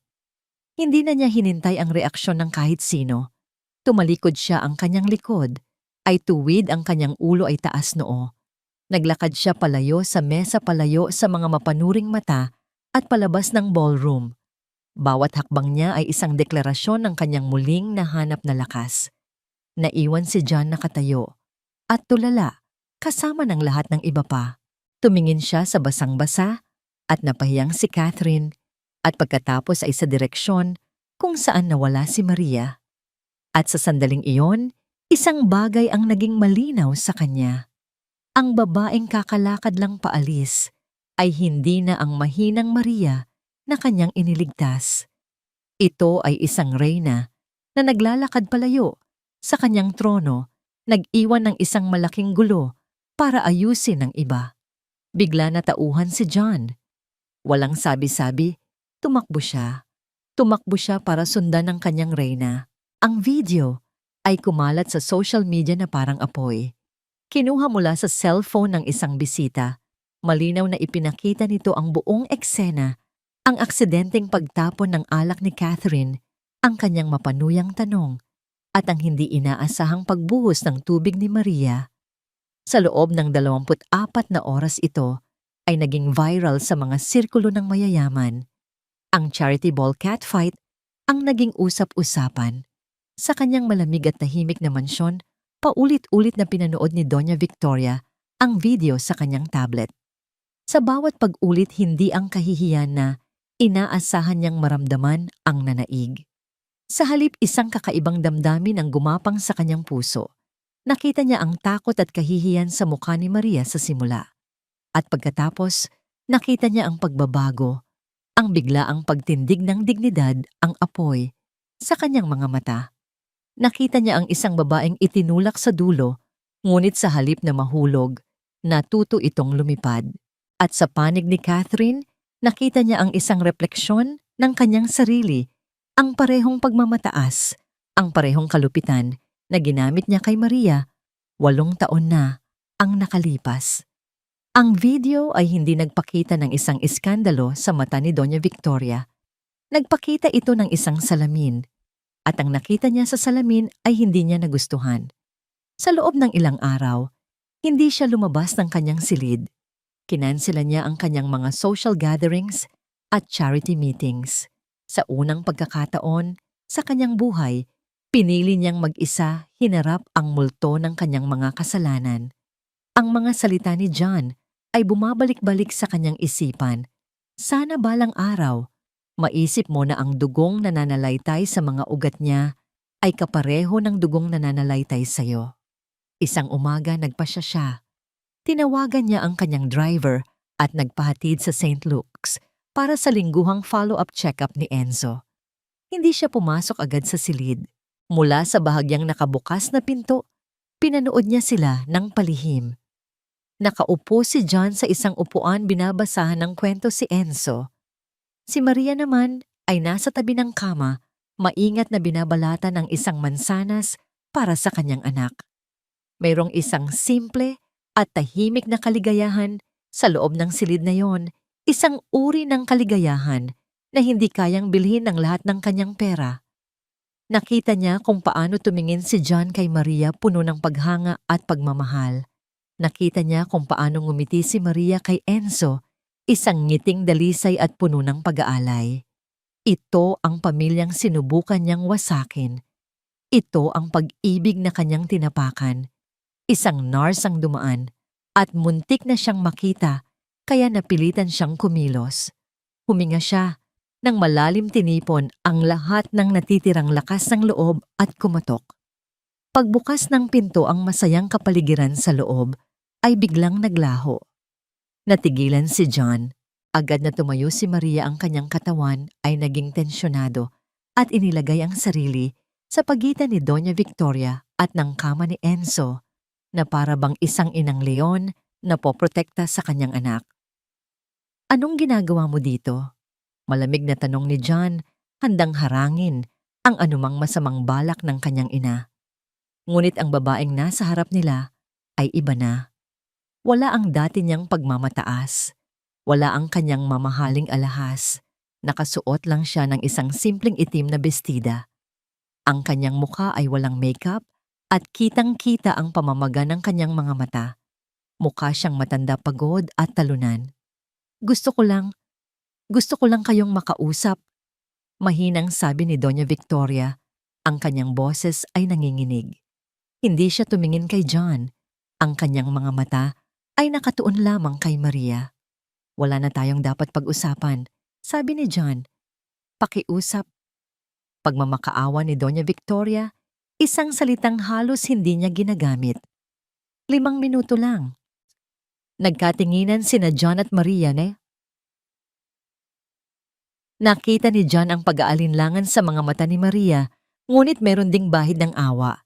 Dahan-dahang tumango si Maria, isang senyales na sapat na para kay John. "Sige," sabi ni John. "Enzo anak, manood ka muna ng TV ha. May pag-uusapan lang kami sa labas." Lumabas silang tatlo sa pasilyo sa isang maliit na waiting area na walang katao-tao. Hinarap ni Doña Victoria si Maria, ang babaeng minsan niyang binuhusan ng tubig at tinawag na basura, ay nakatayo na ngayon. Sa kanyang harapan, hindi na natatakot, kundi naghihintay. Maria, panimula ni Doña Victoria ang kanyang mga kamay ay nanginginig. Walang salita ang sapat para sabihin kung gaano ako nagsisisi. Mga luha ang nagsimulang dumaloy sa kanyang mga pisngi, mga totoong luha, hindi tulad ng mga pekeng luhang ipinakita niya kay Catherine. Noong una, sinabi ko sa sarili ko na ginawa ko yon para protektahan ang anak ko. Pero nagsisinungaling ako. Ang totoo, ginawa ko yon dahil sa sarili ko. Ginawa ko yon dahil sa inggit. Nagulat si Maria. Inggit. Oo, pag-amin ni Doña Victoria, ang bawat salita ay tila isang napakabigat na pasanin na kanyang binibitawan. Nakita ko kung paano kanya tiningnan, kung paano siya naging masaya sa'yo sa paraang hindi ko kailanman nagawang mapasaya siya. Ibinigay ko sa kanya ang lahat kayamanan, edukasyon, kapangyarihan. Pero ikaw lang ang nagbigay sa kanya ng kaligayahan. At imbes na matuwa para sa kanya na inggit ako, nasuklam ako sa'yo dahil ibinigay mo sa kanya ang isang bagay na hindi ko kaya. Tumingin siya kay John na tahimik lang na nakikinig, ang kanyang mukha ay hindi mabasa. Patawarin mo ako, anak. Sinira ko ang buhay mo dahil sa sarili kong kasakiman. Pagkatapos ay muli siyang humarap kay Maria. At sa'yo, Maria, inalisan kita ng tahanan, inalisan kita ng asawa, at ang pinakamasaklap sa lahat, inalisan ko ang apo ko ng isang ama sa loob ng 8 taon. Ang kasalanan yon, habang buhay kong pagbabayaran. Bakit ngayon lang, ma? Bakit ngayon mo lang to sinasabi? Tanong ni John, ang kanyang boses ay hindi galit kundi pagod na. Isang mapait na ngiti ang sumilay sa labi ni Doña Victoria. Dahil may sakit ako, John. May sakit ako sa puso. At sinabi ng mga doktor na hindi na ako magtatagal. Siguro ilang taon na lang. At sa harap ng kamatayan na pagtanto ko na mamamatay akong mag-isa. Walang nagmamahal, isang mayamang matandang babae sa isang malaking mansyon na puno ng mga mamahaling bagay pero walang laman. Ang pag-amin ay nagdulot ng bigat sa hangin. Hindi ako humihingi ng kapatawaran. Patuloy ni Doña Victoria habang nakatingin ng diretso sa mga mata ni Maria. Dahil alam kong hindi ako karapat-dapat. Ang hinihiling ko lang ay isang pagkakataon. Isang pagkakataon na makilala ang apo ko bago ako mawala. Isang pagkakataon na subukang maging isang lola para sa kanya. Ang katahimikan na sumunod ay nakabibingi. Si John ay nakatingin kay Maria. Alam niyang ang desisyon ay hindi na sa kanya. Ang babaeng sinaktan ng babaeng itinaboy ang may karapatang magbigay ng hatol. Tinitigan ni Maria si Doña Victoria. Nakita niya ang isang babaeng nawalan na ng lahat ng kapangyarihan ng pagmamataas. Ang natira na lang ay isang nagsisising kaluluwa na humihingi ng kapayapaan. Naalala niya ang sarili niyang 8 taon ng paghihirap, ang bigat ng galit at takot na kanyang pinasan. Huminga siya ng malalim. Ang pagpapatawad ay hindi ibinibigay dahil ang isang tao ay karapat-dapat. Mahinang sabi ni Maria, inuulit ang mga salitang minsan niyang sinabi kay John. Ibinibigay ito para sa sariling kapayapaan. Tumingin siya sa matanda. Maari kitang patawarin sa mga ginawa mo sa akin. Sabi niya, at sa mga salitang yon, naramdaman niya ang isang malaking bigat na nawala sa kanyang dibdib. Pero ang tiwala ay ibang usapan. Kailangan mong patunayan na karapat-dapat ka sa tiwala ng anak ko. Kailangan mo itong pagtrabahuhan. Ang mga mata ni Doña Victoria ay nanlaki sa gulat at pagkatapos ay napuno ng labis na pasasalamat. Tumango siya ng paulit-ulit. Gagawin ko? Halos pabulong niyang sabi. Gagawin ko ang lahat. Salamat. Salamat, Maria.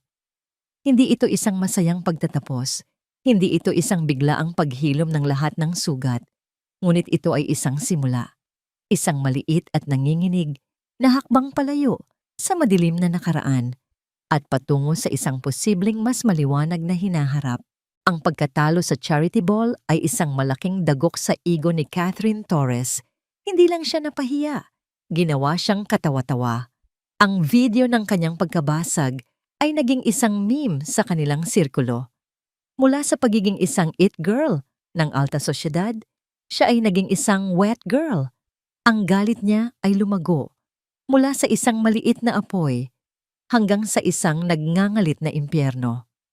Kung hindi niya makukuha si John, sisiguraduhin niyang walang sinuman ang makikinabang dito. Sisirain niya hindi lang si Maria, kundi pati na rin ang reputasyon ni John. Sa loob ng isang linggo, ginamit niya ang kanyang pera at impluwensya. Nag-hire siya ng isang private investigator para halungkatin ang nakaraan ni Maria. At dahil ang buhay ni Maria, sa loob ng 8 taon ay isang bukas na libro ng kahirapan, madali itong nahanap. Kumuha siya ng mga litrato ng dating apartment ni Maria, kinapanayam ang mga tsismosang kapitbahay at pinalaki ang bawat detalye para magmukhang masagwa. Ang kwento ng isang inang nagsasakripisyo ay ginawa niyang kwento ng isang babaeng nabuhay sa putik na may mga kaduda-dudang koneksyon. Nang makumpleto na niya ang kanyang dossier of dirt, humiling siya ng isang emergency meeting, hindi sa buong board, kundi sa isang maliit na grupo lamang si John, ang 2 pinakamatandang miyembro ng board na matalik na kaibigan ng kanyang ama, at si Doña Victoria, na teknikal na mayroon pa ring malaking shares sa kumpanya. Ang pakay niya ay isang pribado at sensitibong bagay na may kinalaman sa hinaharap ng Williams Corporation. Ang meeting ay ginanap sa main conference room ng Williams Tower. Isang silid na malamig at walang kaluluwa na ang tanging dekorasyon ay ang malaking logo ng kumpanya sa dingding.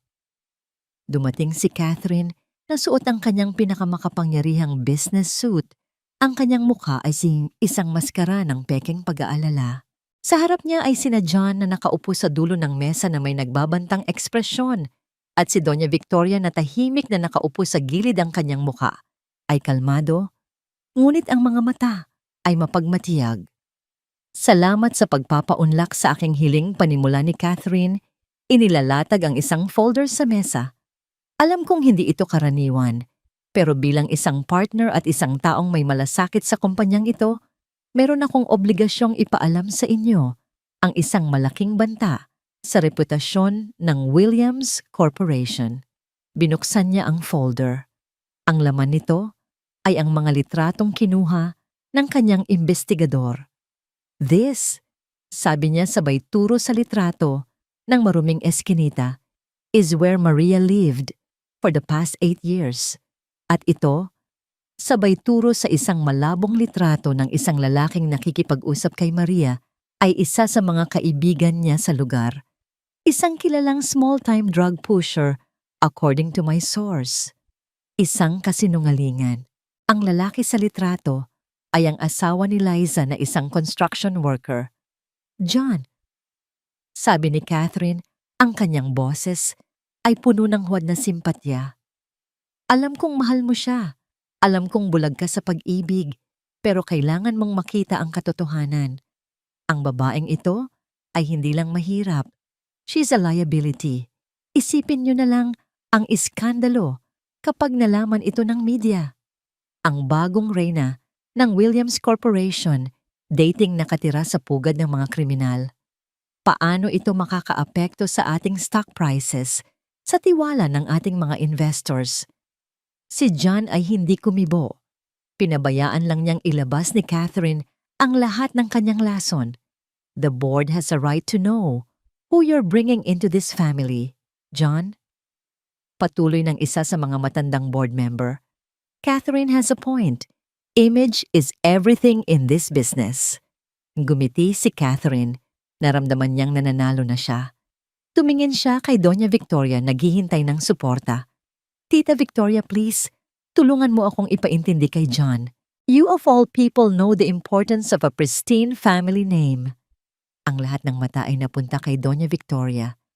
Ito ang sandaling hinihintay ni Catherine, ang sandali kung saan ang matriarch ay tatayo para ipagtanggol ang dangal ng pamilya at itakwil ang basurang si Maria. Dahan-dahang tumayo si Doña Victoria, ngunit imbes na tumingin kay John, tumingin siya ng diretso kay Catherine. "Pristine family name, you say?" Tanong ni Doña Victoria. Ang kanyang boses ay mahinahon, ngunit may bigat ng bakal. "Sabihin mo sa akin, Catherine, mas pristine ba ang pangalan ng isang pamilya na handang manakit at magtaboy ng isang buntis na babae sa kalye dahil lang sa takot sa sasabihin ng iba?" Natigilan si Catherine. "Tita, what are you saying?" "Ang sinasabi ko," patuloy ni Doña Victoria, ang kanyang boses ay unti-unting lumalakas, "ay mas gugustuhin ko pa ang isang manugang na nabuhay sa kahirapan pero may gininto ang puso kaysa sa isang babaeng tulad mo na nakatira sa karangyaan pero ang kaluluwa ay kasing dumi ng kanal." Napatayo si Catherine sa gulat. "How dare you? How dare you?" Ganti ni Doña Victoria. Ang kanyang boses ay umalingaw-ngaw na sa buong silid. "Narinig ko ang lahat ng sinabi mo sa party. Akala mo hindi ko alam. Nakita ko kung paano mo siya ipinahiya. Ang ginagawa mo ngayon ay hindi dahil sa malasakit sa kumpanya. Ito ay dahil sa inggit at galit, dahil hindi mo nakuha ang gusto mo." Humarap si Doña Victoria sa mga board members. "Mga Ginoo, patawarin niyo ako. Dahil ang pinakamalaking banta sa reputasyon ng pamilyang ito ay hindi si Maria. Ako. Ako ang nagkamali. Ako ang naging malupit. At si Maria ang biktima ng aking pagmamataas." Habang nagsasalita si Doña Victoria, bumukas ang pinto ng conference room. Pumasok si Liza, ang kaibigan ni Maria mula sa Quiapo. Inimbitahan pala siya ni John. Siya si Liza, pakilala ni John, ang tumulong kay Maria sa loob ng 8 taon. "Liza, maaari mo bang ikwento sa kanila kung anong klaseng tao si Maria?" Nanginginig, ngunit buo ang loob. Ikinuwento ni Liza ang lahat. Kung paano nagtrabaho si Maria sa 3 iba't ibang pagkakakitaan: paglalabada sa umaga, pagtitinda ng kakanin sa hapon, paglilinis ng bahay sa gabi, para lang may maipakain at maipanggamot kay Enzo.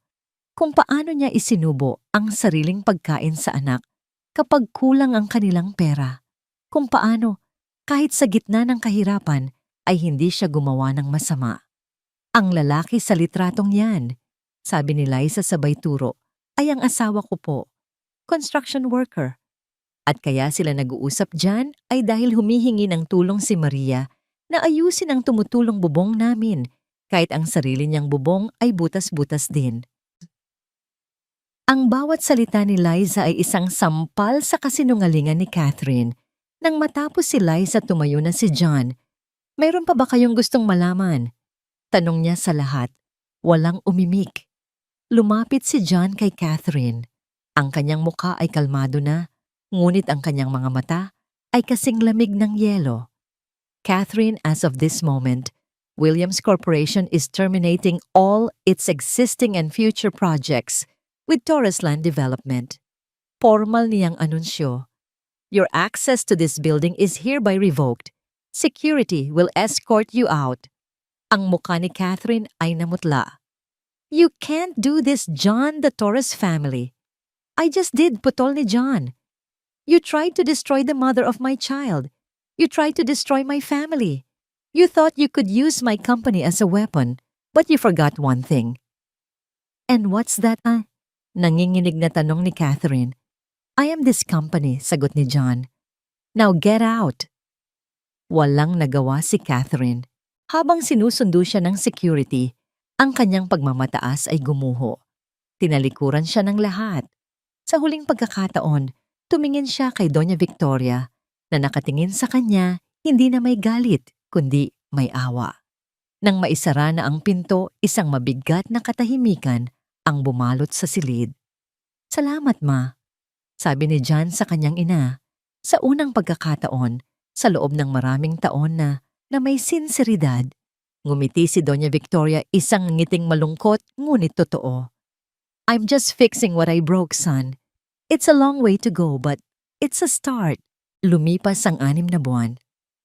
Ang iskandalo sa Williams Corporation ay unti-unting humupa na palitan ng mga bulungan ng paghanga sa paninindigan ni John. Ang Torres Land Development ay dumanas ng malaking pagkalugi, isang paalala sa mundo ng negosyo na ang reputasyon ay kasing halaga ng kapital. Ngunit sa loob ng mansyon ng mga Williams, ang mga pagbabago ay mas tahimik ngunit mas makabuluhan. Ang malamig at malawak na mga pasilyo ay napuno na ng mga halakhak ng isang bata. Ang mga laruan ni Enzo ay madalas na nakakalat sa sahig ng sala at sa halip na ikagalit si Doña Victoria pa mismo, ang pumupulot nito ng may ngiti. Si Enzo sa ilalim ng tuloy-tuloy na gamutan at masusing pag-aalaga ay lumakas ng husto. Ang dati niyang maputlang balat ay may kulay na, ang kanyang mga mata ay puno ng sigla at ang kanyang enerhiya ay tila walang katapusan. Nagsimula na siyang mag-aral sa isang mabuting eskwelahan at sa unang pagkakataon sa kanyang buhay, naranasan niyang magkaroon ng mga kaibigan. Si Doña Victoria ay naging isang lola. Tuwing linggo siya ang nagsusundo kay Enzo mula sa bahay ni John. Magkasama silang mamamasyal sa parke, kakain ng ice cream o manonood ng mga lumang pelikula sa kanyang home theater. Ang dating matigas at malupit na matriarch ay natutong maging malambing.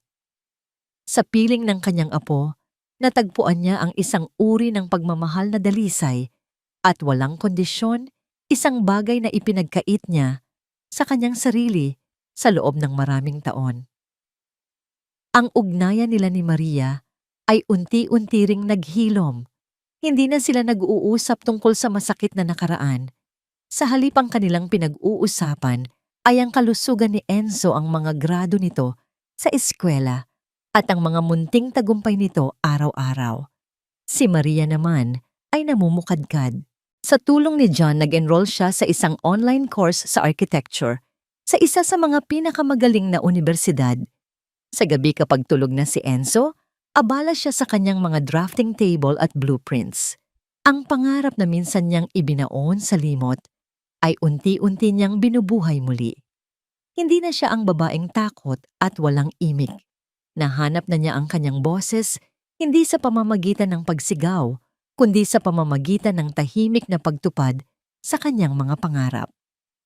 Isang hapon, habang naglalakad sila sa dalampasigan ng isang pribadong beach resort sa Batangas, pinanood nila si Enzo na masayang nagpapatakbo ng saranggola kasama ang kanyang Lola Victoria. Ang araw ay papalubog, nag-iiwan ng kulay kahel at rosas na marka sa kalangitan. Masaya siya, sabi ni Maria habang nakasandal ang kanyang ulo sa balikat ni John. Tayong lahat, sagot ni John habang hinahawakan ng mahigpit ang kamay ni Maria. Salamat sa'yo. Dinala ni John si Maria sa isang mataas na bahagi ng resort, isang burol na tanaw ang buong karagatan. Sa gitna ng burol may isang lote na walang nakatayo. Anong lugar to? Tanong ni Maria. Ngumiti si John. Mula sa kanyang bulsa, kinuha niya ang isang nakarolyong papel. Inilatag niya ito sa damuhan. Ito ay isang blueprint. Isang blueprint ng isang magandang bahay, moderno, may malalaking bintanang salamin at isang malawak na terasa na nakaharap sa dagat. Ito ang simula, sabi ni John. Pero hindi kumpleto, may kulang. Anong kulang? Nagtatakang tanong ni Maria. Tumingin si John sa kanya, ang kanyang mga mata ay puno ng pagmamahal. Kulang ng puso, kulang ng isang tunay na arkitekto. Gusto kong ikaw ang tumapos nito, Maria. Gusto kong ikaw ang magdisenyo ng bawat sulok ng magiging tahanan natin. Isang tahanan na hindi gawa sa yaman, kundi gawa sa pangarap. Naluha si Maria. Ito ay higit pa sa isang bahay. Ito ay isang pagkilala sa kanyang pagkatao, sa kanyang talento. John! Ngunit hindi pa tapos si John. Dahan-dahan siyang lumuhod sa damuhan sa harap ni Maria. Mula sa kanyang bulsa, kinuha niya ang isang maliit na asul na kahon. Pagbukas nito, isang simpleng singsing na may isang maliit na diamante ang kumislap Sa ilalim ng papalubog na araw, hindi ito magarbo, hindi ito malaki. Ito ay simple at totoo. Maria, panimula niya ang kanyang boses, ay nanginginig sa emosyon. 8 taon na ang nasayang sa atin. 8 taon ng sakit at pag-iisa. Pero ang 8 taon na iyon ang nagturo sa akin kung ano ang tunay na mahalaga. Hindi ang pera, hindi ang pangalan, kundi ito ikaw at si Enzo. Huminga siya ng malalim. Hindi ako mangangako ng isang perpektong buhay. Hindi na ako mangangako ng isang palasyo. Ang tanging maipapangako ko ay ang puso ko, ang katapatan ko, at ang bawat araw ng nalalabi kong buhay. Maria, pakasalan mo akong muli. Hayaan mo akong itama ang lahat ng pagkakamali ko. Hayaan mo akong maging asawa mo at ama sa anak natin sa paraang nararapat. Ang mga luha ni Maria ay malayang dumaloy mga luha ng saya ng pagpapatawad ng isang pusong sa wakas ay buo na. Oo, bulong niya. O John, pakakasalan kita. Isinuot ni John ang singsing sa kanyang daliri. Tumayo siya at niyakap siya ng mahigpit.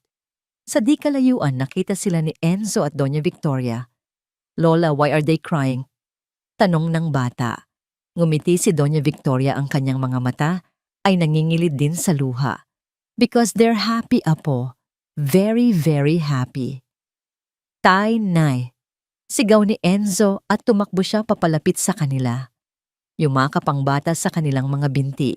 Binuhat siya ni John at doon sa ibabaw ng burol sa ilalim ng papalubog na araw, ang 3 kaluluwang minsan ay winasak ng nakaraan ay naging isang buong pamilya. Ang kanilang kwento ay hindi tungkol sa isang prinsipe na nagligtas sa isang pulubi. Ito ay kwento ng 2 taong nasaktan na tuto at sa huli pinili ang pagpapatawad kaysa sa galit at ang pag-ibig kaysa sa pagmamataas. Sila ay nakatayo sa isang pundasyon, hindi ng isang bahay na itatayo pa lang, kundi ng isang pamilyang muling binuo, mas matatag at mas totoo kaysa dati. Ang halaga ng kahapon ay hindi na isang bigat na pasan, kundi isang aral na nagbigay daan para sa isang mas magandang bukas. Isang bukas na sa wakas ay kanila ng lahat.